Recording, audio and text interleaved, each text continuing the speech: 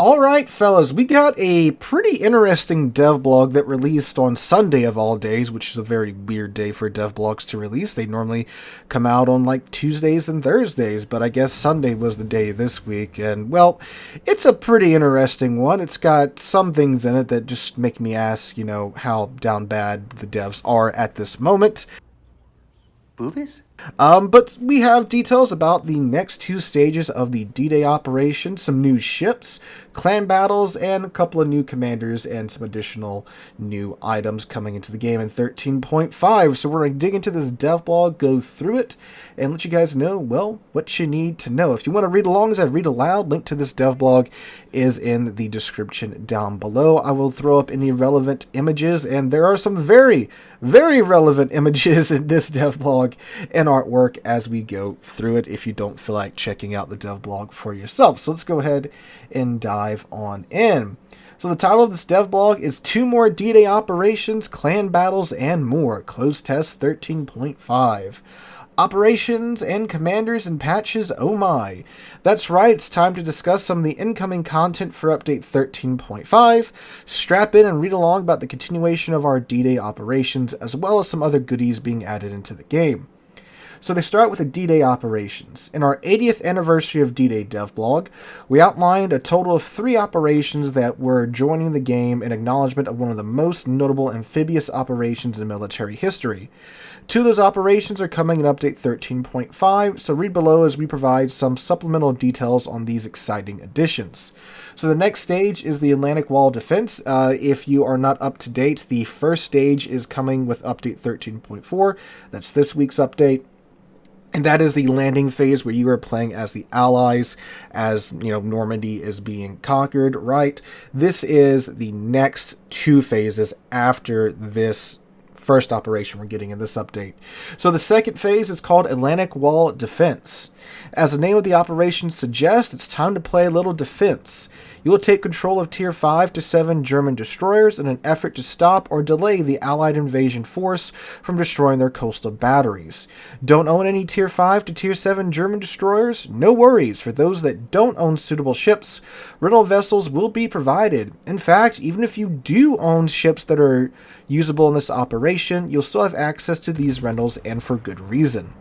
These rental ships will come in unique configurations. Some examples of these alterations include the addition of the exhaust smoke consumable and the hydroacoustic search consumable with an increased radius of ships and torpedo detection. Detection. Wow, okay, I did not read that wrong. They put detection twice. Okay. The Allied fleet was spotted by German spy balloons and planes and will be composed of multiple waves, with the last wave comprised of powerful battleships determined to destroy the coastal fortifications. German High Command has also warned you about at least 1 aircraft carrier present. Additionally, player-controlled destroyers will be outfitted with the drop minefield consumable, which is the very same one used during the Pinata Hunt event. Once the operation begins, you will have a couple of minutes to lay down as many minefields as you can. Once the Allied attack begins, German air forces will be pinned down by the British cruiser Dido. As a result, the dropped minefield consumable will be blocked until the Dido is destroyed. The Luftwaffe wasn't there anyway. Your main goal will be to deploy minefields to protect your forces and coastal artillery, with the bonus goals being to destroy the Allied destroyers, destroy the aircraft carrier, defend as many coastal guns as possible, and to survive until reinforcements arrive. But that's not all. There will be 1 bonus objective that will be assigned randomly, either destroy enemy ships or destroy enemy planes. Finally, if you lose a player-controlled ally, all is not lost. Your ship will receive an extra buff each time you lose an ally, similarly to the last voyage of Transylvania operation.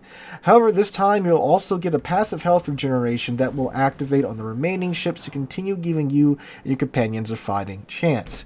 So it does sound like you are fighting against overwhelming odds because, well, they were, right? But, it sounds like a fun mode. Obviously, not meant to be super historically accurate, but it does sound like an interesting operation. With some new mechanics getting thrown in there for testing. Definitely the minefields, they're one to see how those are going to work, obviously. And then with the changes to Tier 5 to 7 German destroyers and such. So it's an interesting operation in my opinion. Again, new operations are always cool. Operations are kind of some of the more overlooked modes in the game. I mean, this new D-Day operation is the first new, actually new operation in quite some time that isn't just, an old operation kind of, reskinned and thrown together. So that's cool. I do like that they are doing that. And the third operation is called Attack on Omaha Beach. In the last 2 weeks of Update 13.5, the Attack on Omaha Beach operation will become active. Taking place on the same map, and just mere minutes after the Atlantic Wall defense operation, you will play with Tier 5 to 7 ships of the US, UK, Commonwealth, France, Netherlands, and some ships from the European navies. Several damaged Allied ships are in the area, unable to attack or move, but protected by a smoke screen.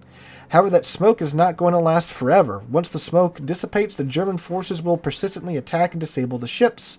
It is your mission to reach these ships and rescue their crews by staying in the vicinity. It won't be as easy as it sounds, as swarms of German Schneelboots are rushing in to attack, supplemented by minefields as well as a tough final standoff with the surviving German destroyers still near the shore from the previous operation. As mentioned, the main goal of the scenario is to rescue the crews of the damaged vessels. Additional tasks which are to destroy all the Schneelboots, escorting the attacking force once it arrives and starts heading back toward the beach, destroy all the shore guns, defeat the remaining destroyers, and have half of your team still standing at the end of it all. Alright, so again, sounds like a pretty fun operation. The first one is definitely, I would consider to be the main attraction. That's the operation that we've been able to try out in the previous versions of the PT client, and that's also the version I featured on the channel, I think last week or the week before that. These ones do sound like some pretty good follow-up ones, but seem a little lackluster in, the overall scale and complexity.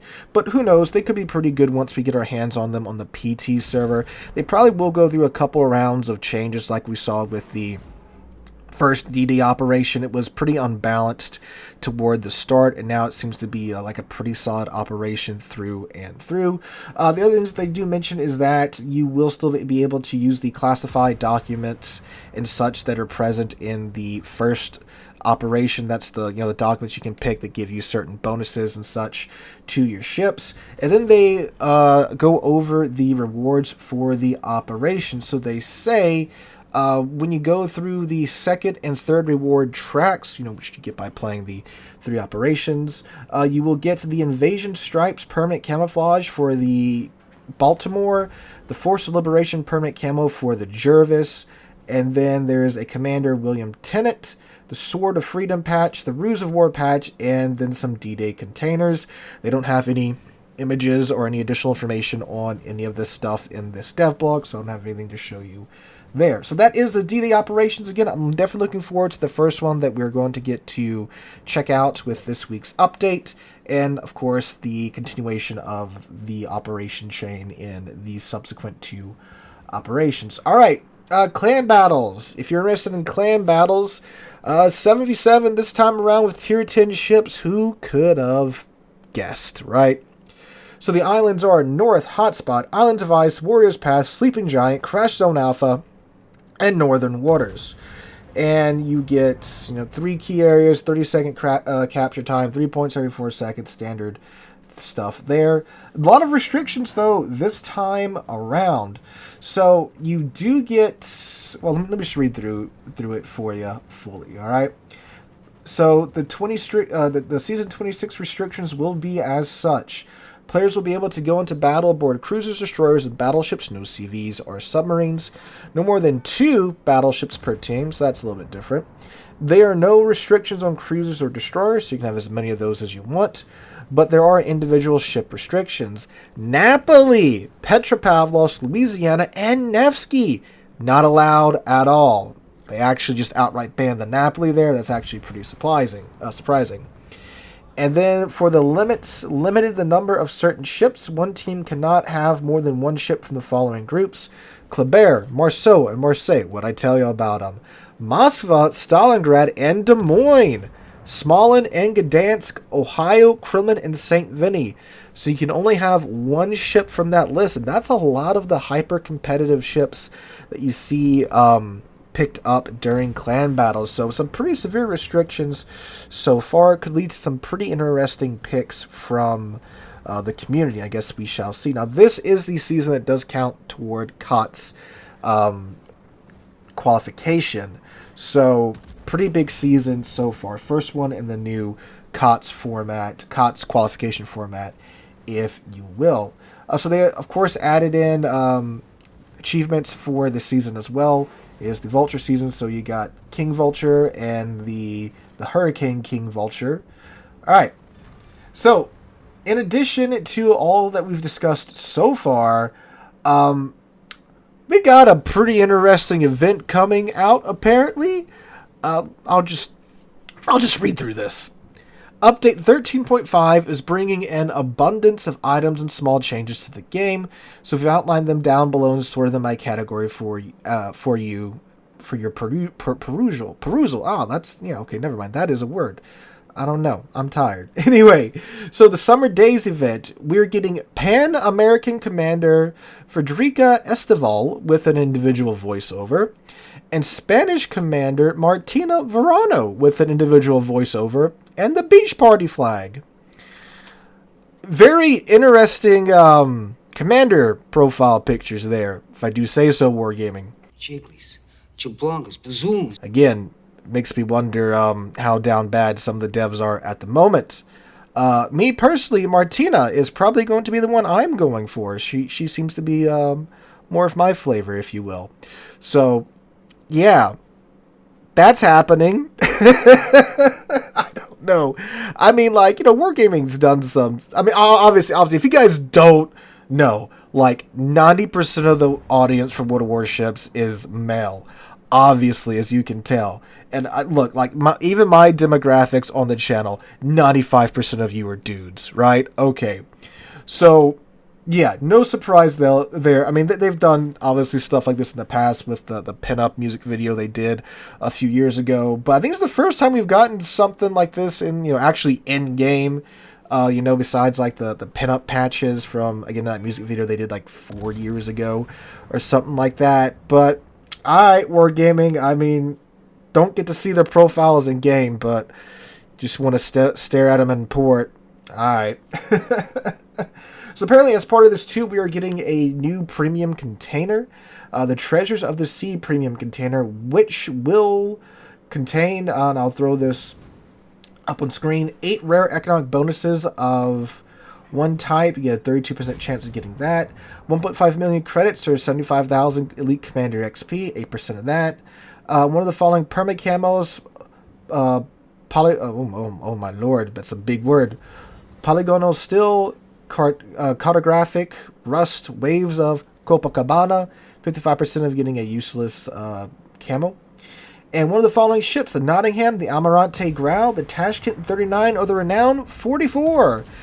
Almirante Grau, I think that's the first time that ship's returning since, it was originally released in its gambling event. Same with Tashkent 39, right? So 2 ships that, once again, were previously released in either a gambling event or a random bundle event or a sequential bundle event are now returning in a new gambling crate. So yeah, wonderful. If you do have the ships that can drop in this container, you will receive 60,000 Elite Commander XP. That's very odd. Why not give me the doubloons value for the ship, or at least the credit value of the ship? Alright. And then there are some changes to the Picnic by the Sea container, where you can get one. I'll just throw that up there for that. Nothing's too exciting in those containers. Alright, and then there is a Three Kingdoms event popping up where we are getting some new ships. We are getting the Tier 8 Pan-Asian Destroyer Zhuquei and the Tier 9 Pan-Asian Battleship Zhuanwu. Zhuanwu? Now, it is important to note that the Zhuquei and the Zhuanwu, they're the Kid and the Iowa, respectively. However, what is interesting is that they do note that they will be balancing these ships separately from their counterparts. So, if a change happens to the Kid, it won't necessarily happen to the Zhuquei or to the Zhuanwu if something happens to the Iowa. Why? According to them, they are balanced around the absence of nation-specific features like unique commanders and upgrades. So like the Zhuanwu, Chinese Iowa, it will not be able to equip the Special Artillery Plotting Room Mod 2 module that the American battleships can equip that give them that nice 11% boost to their dispersion. And the Zhu Kui, of course, you can't put like Halsey on there or anything or any other unique American commanders, so there might be some balances taking those factors into consideration. I think they're mostly talking about the Zhuanwu, because again, it won't be able to fit that Artillery Plotting Room Mod 3 mod that gives the American battleships their amazing dispersion in most cases. So that's pretty interesting. But hey, look, if you like Iowa, you want a premium Iowa, Zhuanwu, don't have to worry about gambling away for the Missouri anymore, at least. So there's that. Granted, you can't use it to train up any American commanders or anything like that, but hey, Premium Iowa is indeed Premium Iowa. There are, of course, commanders coming out that are associated with each ship, along with flags and such. And we are getting a 3 Kingdoms premium container and a standard container. They do not mention the drop rates or anything for these containers just yet, so we do not know. And then we're getting some final changes to, it's not some final changes, some additional patches. We're getting a Global Sports Flag, Battle of the Philippine Sea patch, probably going to get an event for that. The Temper patch, looking at you, Wisconsin. 4 Commonwealth emblems and new portraits for standard Spanish, Italian, and Pan-Asian commanders. They're getting a facelift, so that's very nice. And there are some changes coming out with some other containers. I will throw those screenshots up on screen so you can take a gander at that. The Distant Voyages premium container is getting nerfed pretty hard overall, but they did reduce the price as well. It's being dropped from 1,250 dubs to 750 dubs. So, I can kind of see why they nerfed the contents of it if they're pretty much halving the price almost. So, fair enough, maybe. Let me know what you guys think about that. Yeah, I know some aren't going to like it, but some will, kind of see my point of view. Again, if you're almost having the price, naturally the contents of the container will drop. The Wings of Freedom container, they are getting some new ships in their rotation. The Johnston, Rochester, the Hornet, Florida, Halford, Alabama, Saipan, Kidd, West Virginia 44 have been added into the container. But looks like they did remove, I think this was the container that you could get Enterprise in, but apparently not anymore. So sad. Or was that the Naval Aviation container? It's one of those. I will Google it and I will throw it up here on the screen and let you guys know what's up with that. But yeah, those are the changes coming to these containers. So guys, that is oh, thank God they do clarify this here at the bottom. Johnston will be in the Armory and the Premium Shop. Thank God. All right. Whew. I thought she was going to be in a gambling event or something. That is some lovely news coming out of this devblog that Johnston will be in the Premium Shop and in the Armory. So thank God. Now, is it going to be in the Armory as a gambling event? I don't know. But since it's going to be the Premium Shop, I'm going to assume that we're just going to be able to outright buy it. Most things that are in gambling events are just in the Armory, not the Premium Shop. Premium Shop tends to be where you just buy stuff outright, but that seems to be a pretty good indicator so far. I'm assuming we'll get more details as we get closer to the event. So guys, let me know what you guys think about what we know about update 13.5 thus far. If you're a fan of the update and how it's looking out, let me know what you guys think in the comments down below. If you have any issues or such, again, let me know what you guys think down below. Hope you guys have a wonderful Tuesday, wonderful rest of your week. Hope to catch you guys in the next one.